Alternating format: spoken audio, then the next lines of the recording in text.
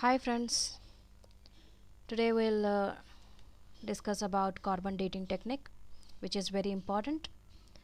And before going into the topic, I'd like to thank each and every subscriber who has subscribed me. I'm very happy. In the last 3 days I got 52 subscribers. Thank you so much. And let us go into the topic, carbon dating technique. So this carbon dating technique, it is used to know the age of the fossil. So here we have to know what is a fossil and how this carbon dating technique is performed to know the age. So let us know all these things in this chapter.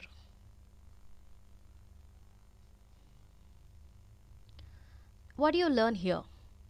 So here you will learn about carbon dating method. So how the carbon dating method is used, it is performed to know the age of the fossil, and at the same time definitions for carbon 14 and radioactive decay, half-life. All these definitions you need to know to understand the carbon dating method in a better way. Okay, then come to the next one. So what is the carbon dating technique, or what is this and what is the definition of this carbon dating? Radioactive carbon, radiocarbon dating, also referred to as carbon dating or carbon 14 dating.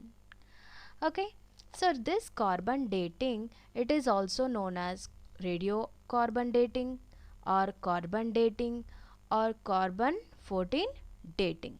Okay, so these are the other names for the same. It is a method for determining the age of an object. Here object is nothing but the fossil. Object is nothing but the fossil containing organic material by using the properties of radiocarbon, a radioactive isotope of carbon. So first of all, what is this isotope? There are so many isotopes of carbon. So among those, here mostly we'll use carbon 14. This is one of the isotope of carbon. So first of all, let us know what is the isotope. What do you mean by isotope? So here isotope is nothing but the element, the elemental form, which has different number of neutrons. Maybe neutrons may be in less number or more in number than usual. So here by using the properties, so here there are some properties of radiocarbon, so using which we will know the age of an object or the fossil. So what do you mean by fossil? Fossil is nothing but there are many plants and animals which are the living beings actually. So when they die, they will be they'll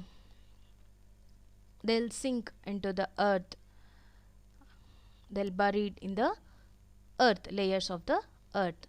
So when those archaeologists, when they excavate, then they will know that there is a skeleton or the fossil which is present belonging to such era, or so many years ago it was living. So like that all these things will be known by using this carbon dating method. This method was developed in the late 1940s at the University of Chicago by Willard Libby, who received the Nobel Prize in Chemistry for his work in 1960. Yes, really it is an amazing method to know which is very helpful in knowing the age of the fossil. So he also got the Nobel Prize. Willard Libby, he got a Nobel Prize in Chemistry for his work in 1960. Now you have to know about the carbon 14. So carbon 14, or we can also write it as a 14C, like this 14C. We can also write carbon 14 as 14C. This is an isotope of carbon, or we can also call it as radiocarbon. So now let us see why this is carbon 14 or radiocarbon. What is it? How is it? It is a radioactive isotope. Isotope, I told you that. What do you mean by isotope? Radioactive isotope of carbon with an atomic nucleus containing 6 protons and 8 neutrons. So here 8 neutrons are present. 8 neutrons and 6 protons are present. So this belongs to carbon 14, and its half-life period is 5730 years. So we'll know about what is meant by this half-life also. So this is a new word actually, and you need to know the meaning of the half-life to understand the carbon dating method in a better way. And this carbon 14, the isotope of carbon, it is used to know the age of the fossil around over 50,000 years ago. For example, the animal or the plant, it died some 50,000 years ago. We can easily find out through using this carbon 14. I hope you understand. And then radioactive decay. So here again one more word you come across with, that is radioactive decay.